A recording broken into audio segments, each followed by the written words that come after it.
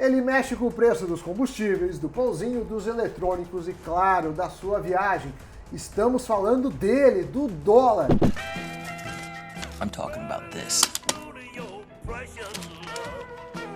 Hoje o Cafeína vai explicar por que a moeda americana anda tão cara e como você pode se proteger. Você vai ver porque o Sam e outros economistas dizem que quem fala que 4,30 é a cotação máxima da moeda tá errado. E a gente vai mostrar também quais são os investimentos que são ligados ao dólar. E você já ouviu falar do Come Cotas dos fundos de investimentos? Nós explicamos. E dá aquela força que a gente sempre pede, acesse o nosso site, o investnews.com.br, e siga o Invest News também nas redes sociais. O nosso perfil é o Invest News BR e a gente está no Twitter, no Instagram, no Facebook, no YouTube, na plataforma que você preferir, lembrando dos podcasts também.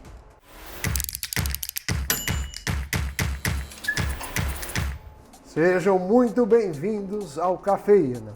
Todos os dias falamos que as notícias internas e externas, como o andamento das reformas, o temor em relação ao coronavírus, afetam o dólar. Mas vamos dar um passo atrás e entender a relação entre uma coisa e outra. Dona Priscila Yazbek. Então vamos lá, então a gente tem aqui dois fatores principais, vamos trazer um pouco então de economia básica aqui pra galera. As contas externas, eu vou começar por esse fator aqui, são as exportações, importações, serviços e remessas. Então tudo que entra e tudo que sai do país, os serviços são os serviços que os brasileiros contratam lá fora e as remessas são as remessas de dinheiro, ou seja, quanto que os brasileiros mandam pra fora e quanto que estrangeiros mandam pra cá. E além disso tem também os gastos de turistas, então quanto que os brasileiros gastam no exterior, quanto que os estrangeiros gastam aqui no Brasil. Então, quando você importa muito, vai dólar para fora. Quando você exporta, contrário. Quando você exporta, certo. E aí tem também esses outros fatores, então quando, por exemplo, a gente gasta muito lá fora, sai dólar, quando tem muito gringo gastando aqui, entra mais dólar. E quanto mais dólar a gente tem na economia, a gente tem uma oferta maior, quanto maior a oferta, menor a cotação. Isso, menor a cotação, em outras palavras, o real está mais valorizado. Exatamente. O contrário também vale. Agora, uma questão importante também, você pode ver aqui no nosso telão, é a taxa básica de juros. Então, o que acontece? Você tem as taxas dos países. Então, você vai, quanto está pagando os Estados Unidos? Quanto está pagando tal país? Aí, o que o investidor faz? Se um país com baixo risco, né, um país está pagando 1,5%, 2% de juros, e aí eu estou falando dos títulos públicos, né? O equivalente ao Tesouro Direto. O cara fala, olha, está pagando 2%, o Tesouro aqui está pagando 5%. Será que vale a pena entrar no mercado brasileiro para ter esse risco país?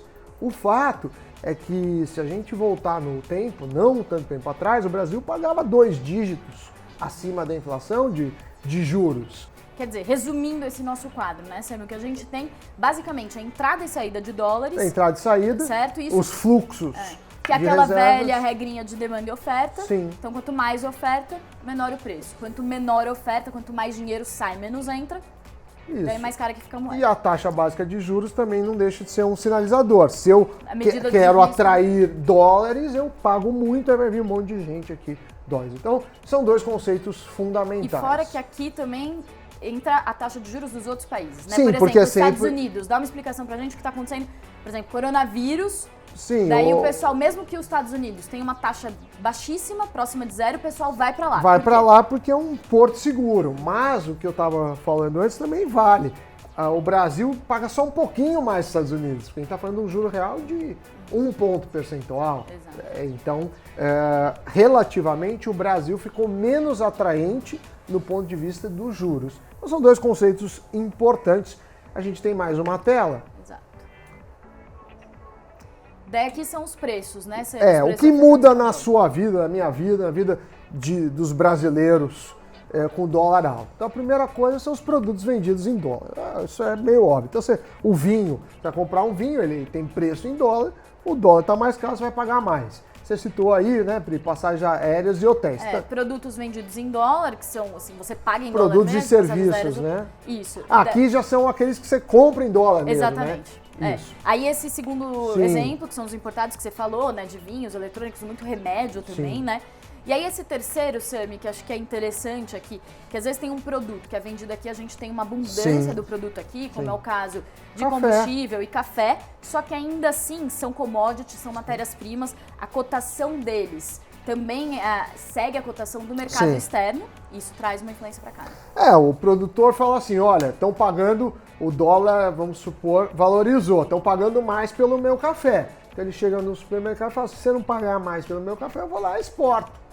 Então, a alta internacional do preço em reais, né, porque mesmo que se manteve em dólar, se o dólar valorizou, tem alta em reais, faz com que seja repassado aqui no Brasil. Então todos esses fatores são fatores... E tem o pãozinho, né, Sami? O pãozinho do trigo. é o clássico, né? Exato. É o trigo, o pãozinho, o trigo vem muito da Argentina, também preços internacionais. Mas essa é para a gente entender os reflexos do dólar na inflação. Mas hoje a economia brasileira é muito menos dolarizada do que antes. A gente já sofreu muito. Aqui, claro, que tem algum efeito, mas não é um efeito devastador. E não quer dizer que se o dólar subir 5%, que a inflação vai ser 5%. Não é assim que funciona, é só uma parte e pequena que repassa, correto? Correto, ótimo. E também temos um gráfico que fizemos, é isso já? Isso, esse gráfico, gente... Dá polêmica esse gráfico. O Sami ama esse gráfico, porque o que acontece? O que a gente fez aqui, né? Então o Sami colocou junto o dólar, a inflação americana e a inflação brasileira.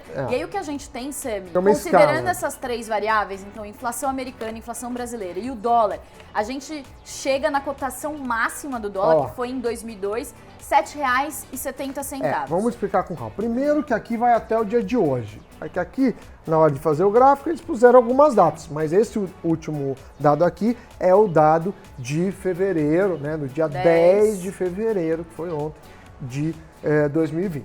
Aí, R$4,32.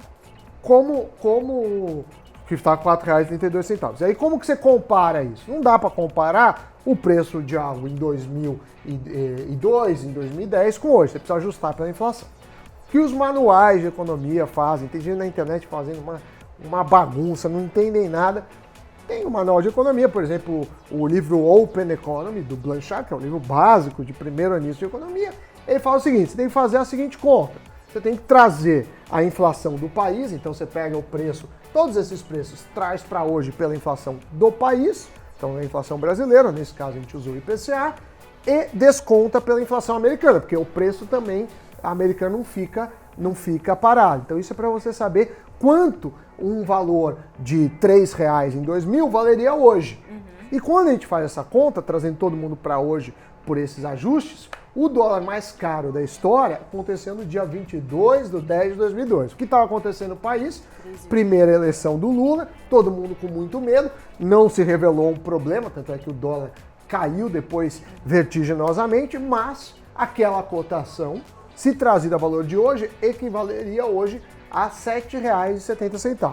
Então assim, o dólar 4,32 que está aqui, está caro? Está. É o mais caro da história? Não é. Não é. Tem dólar muito mais caro, então a gente tem que comparar, né, com a inflação. Então a gente fala, não, porque o dólar faz parte da inflação. Bom, se eu fizesse isso, tudo faz parte da inflação. A caneta, o preço da passagem de ônibus, então você não podia atualizar nada. Então assim que se faz a conta. Então, estamos longe do dólar mais caro. Uma explicação que você me deu antes também que eu achei que ficou boa. Boa. Se a gente pegar, assim, o quanto que aumentou o poder de compra do brasileiro, quanto que subiram os preços, né? Então, isso inclui também salário ali na conta. Inflação inclui salário. Então, quer dizer, um brasileiro, ele aumentou o poder de compra dele em tese, aumentou o salário. Então, em tese, ele poderia comprar mais produtos nos Estados Unidos. Por isso que você leva em conta as duas inflações. Porque e a nossa inflação subiu muito mais do que lá. Isso, a inflação brasileira foi mais que a americana. Porque não é aumento de poder de compra, né? Uma coisa é o preço americano, porque tem inflação em dólar. Então, aumentou o preço lá. Agora, aqui os preços aumentaram. Então, não dá para você falar, por exemplo, R$4 há 10 anos pesava muito mais no orçamento de uma pessoa que R$4 hoje. Então, tem que fazer essa questão. Então, a gente pega a inflação brasileira, desconta a americana e faz esse ajuste. Mas esse é o jeito tecnicamente correto de se ajustar. Muito bem. Mas aí o que as pessoas estão perguntando, que vai ser a nossa próxima tela. Tá bom, quero me proteger do dólar, tô com medo. Então temos 4 Exatamente. Alternativas, dona Priscila. Conte pra nós. Exato. Bom, dólar em espécie, que é Dólar em tradicional, espécie, né? Eu compro o dólar. Que, na verdade, não se Não faz... é a melhor forma, Não né? é a melhor Você- forma. Na verdade, você tem que comprar só para viagem. Você corre risco de segurança, Sim. de perder o Não, dólar. E fora que tudo. você não paga o valor, você paga o spread, né? Então, por exemplo, tá 4,32, você vai pagar 4,50 e alguma coisa. Com IOF, Em algumas casas de câmbio tá chegando a 4,70 e com tanto. IOF provavelmente. Então, quer dizer, você já perdeu aí 40 centavos de dólar, né? 40 centavos é 10% do preço. Então, não é a melhor forma. A segunda forma, São os fundos cambiais. por quê? Então, porque os fundos cambiais, eles investem em ativos ligados ao dólar. Ou você botou o dólar dinheiro ou lá, euro, mas é muito só Dólar ou dólar. euro, ligado a moedas, né? Moedas. Moedas, normalmente dólar ou euro. Sim. Só que hoje, assim, os fundos cambiais que a gente tem no mercado, basicamente, são ligados muito mais ao dólar, né? Você estava Então, falando de ativos- um fundo, né? Você Exatamente. entrou lá E na daí Easy, eu entrei lá no site da Easy pra ver, então, quanto que é esse fundo. como é que funciona. Exatamente. Por quanto que a pessoa consegue acessar. E aí o investimento mínimo é barato, R$1.000. R$1.000. Que é um valor que a pessoa, normalmente, assim, a pessoa tá se protegendo pra viagem, Dá ela não- normalmente gasta isso, né? Porque o dólar tá tão caro que a pessoa vai acabar gastando com medo. R$1.000 em dólar, né? Então ela bota lá no fundo, e aí o fundo vai tentando ali fazer investimentos pra corrigir essa variação do dólar. Então, meio que assim, o objetivo não é você ganhar dinheiro, É né? se proteger. É se proteger. Aí Você fazer tem um a- compromisso em dólar lá na frente. Que e pode você ser uma se viagem, um curso no exterior, uma dívida em dólar. Também Exato. tem o contrato futuro em dólar, né? Na verdade, você tem o contrato futuro, que é um lote derivativo. grande, né? Um derivativo grande, mas para as pessoas físicas, você tem um mini contrato futuro. Que o contrato inteiro são 50 mil dólares. 50 mil dólares. E o mini são 10 mil. 10 mil. Só que aí você trabalha com as variações de preço. Então você comprou o dólar futuro a 4,30, comprou. E amanhã ele vai estar 4,40, você já ganhou 10 centavos. Então o ajuste é diário. Qualquer dia a gente faz um especial só para falar Mas só- do contrato futuro. Que para quem quiser e for cliente da Easy, tem o aplicativo especial O Trade Pro. Trade Pro, Exatamente. que é mais avançado. Então esse é um produto que mesmo para pessoa física, ele é mais avançado. Ele não é um produto para ser o primeiro, mas é uma das formas também de se O proteger. João Paulo Costa, O João Paulo. JP, é conhecido lá na JP. Invest, que é o gerente de renda variável. O que ele me explicou? Que normalmente o contrato de dólar são empresas que têm compromisso em dólar, elas Sim. não querem exatamente ganhar dinheiro, Não. mas se proteger, o chamado hedge. Teve até E- empresa que quebrou no passado que ficou especulando em dólar, não é para fazer isso. Exatamente. E o mini, Sam, ele falou que às vezes também são as Empresas empresas, menores. mas completando um certo valor. Então, como os contratos grandes são 50 mil, eles usam os minis de 10 mil Pra para fazer o compensar valor. Ou seja, para quem é pessoa física ou é trader e fica ali especulando, no dia especulando. especulando, mas tem que ter um conhecimento, só a margem de segurança, só mais ou menos o cheque calção que você tem que botar para fazer essa operação de derivativos, em derivativos, é de 5.000 a 5.300 reais. Lembrando que esse cheque calção não precisa ser deixar parado na conta, pode ser em investimentos de alta Pode liquidez. ser títulos. Pode ser título. Mas isso a gente vai falar outro dia. E por fim, essa aí já é uma forçadinha de barra, né? Porque, não, você pode comprar ações. Por que eu tô falando isso? Porque, por exemplo, aqui a Klabin, papel, celulose... São ações que têm a maior parte da aço, receita em minério. dólar, né? Mas aí o que acontece? Porque às vezes o dólar subiu, mas a China deu um problema e não está Exato, comprando, aí já não vai ser, não é tão direto, né? Não é uma proteção tão direta, mas não deixa de ser empresas que dependem do dólar para o seu resultado, Talvez correto? aqui, Sami, não é alguém que quer se proteger para viagem, mas que quer tentar ganhar com Alguma essa... exposição internacional. Agora, para quem vai viajar, Sami, Pra quem então, vai a gente viajar. falou de investimento, só a pessoa fala assim, Sim. eu vou viajar amanhã, daqui amanhã um mês já e não tal. tem o que fazer. Por exemplo, num fundo é legal deixar um dinheiro mais um pouco, né? Sim. Qual que é a pra pessoa- alternativa para ela conseguir a cotação ali média do dólar? Comprando aos poucos, né? Você vai fazendo vários aportes, né? No fundo, até porque $1.000, se fosse $4, tá mais do que isso, daria $250. Então, quer dizer, $1.000 não garante uma viagem. R$1.000, né? Que a R$1.000 não garante uma viagem. Você só pode ir comprando aos poucos para fazer aquele preço médio. Ou, se não, você põe um limite, que é que seria, no mercado de ações, é um stop. Stop loss. O stop loss. Você fala, o máximo que eu posso pagar é 5. Bateu 5, eu compro tudo, não olho mais jornal porque eu quero viajar.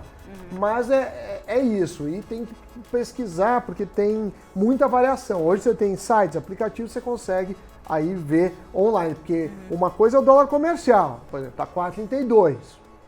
A outra coisa é quanto a casa vai te o turismo cobrar. estava em média de 4,50. Tava, no final da semana passada, eu lembro que eu olhei, tava 4,52, fechou a sexta-feira. Mas isso sem o IOF, né? Agora, Sam, uma dica boa para fazer esse preço médio olhou os dias em que caiu o dólar, já tá ali formando o preço médio. Nos dias que caiu, comprar um pouco? É difícil, porque não quer dizer que caiu, que não vai cair mais, ou que subiu, não vai subir mais. Então a pessoa vai comprando, aos poucos vai fazer um preço médio. Garanto que não vai estar nem no melhor dos mundos, nem no pior dos mundos, mas o importante neste caso é fazer a viagem. Muito bem, dona Priscila? Samidana, tá aí nosso recado de dólar. Agora a gente vai ligar o nosso teletransporte para falar com ela, Thaís Laporta, que é a nossa editora-chefe do site, que é o investnews.com.br, que vai ter uma matéria hoje do repórter Lucas Lira sobre o Come Cotas. Thaís, muito bom dia para você. Bom dia, pessoal do Cafeína. E no site a gente tem uma matéria do Lucas Lira sobre o temido Come Cotas dos fundos de investimento. O nome pode assustar, mas ele não é um bicho de 7 cabeças, como a gente mostra lá.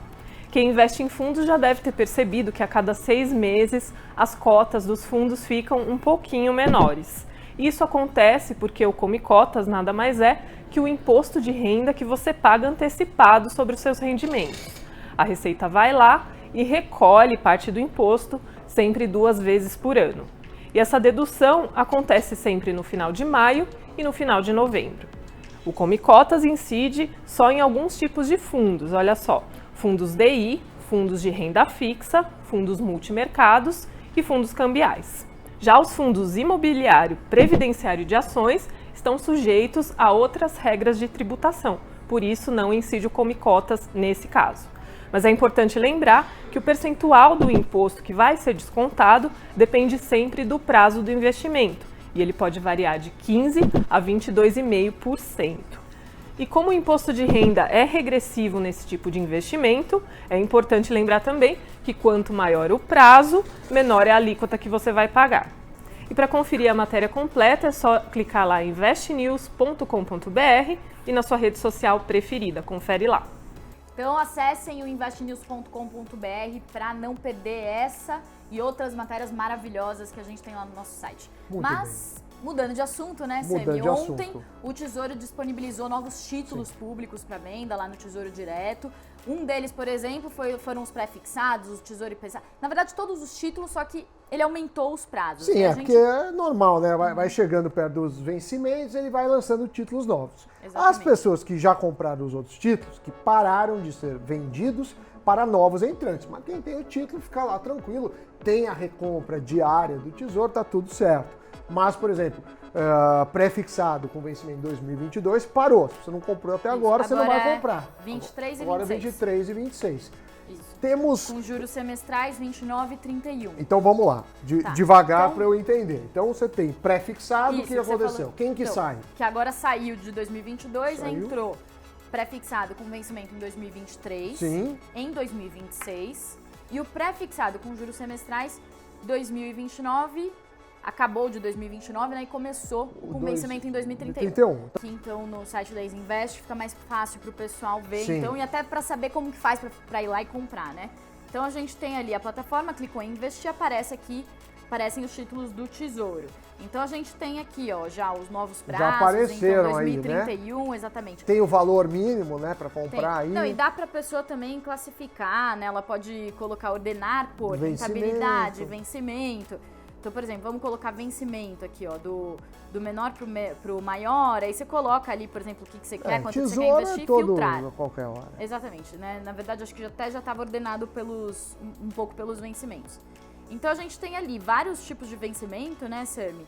E, por exemplo, para o Tesouro IPCA, a gente tem títulos mais longos ali para 2055, que é bom para aposentadoria, né? Sim, eles sempre são características do IPCA, são títulos mais longos, mas alongaram ainda mais, né? Exatamente. O último que tinha disponível, acho que era 2050. Agora é 2055. Exatamente. E aí, Sami, só para completar então o raciocínio, A questão do Tesouro Direto, então, é normal acontecer esse movimento de colocar novos títulos no mercado. O que eles fizeram agora, basicamente, foi alongar os prazos. Quando a longo prazo, às vezes a taxa aumenta um pouco, mas assim, o risco continua parecido, Não, vale a pena investir, como que tá? O risco do Tesouro é você empresta o dinheiro para o Tesouro e não te pagar. Agora, muitas vezes, por exemplo, se a gente olhar o Boletim Focus que saiu ontem, segunda-feira, o Boletim Focus é aquela pesquisa que é feita com analistas e economistas de várias instituições financeiras. Para este ano, todo mundo acredita numa taxa Selic de 4,25.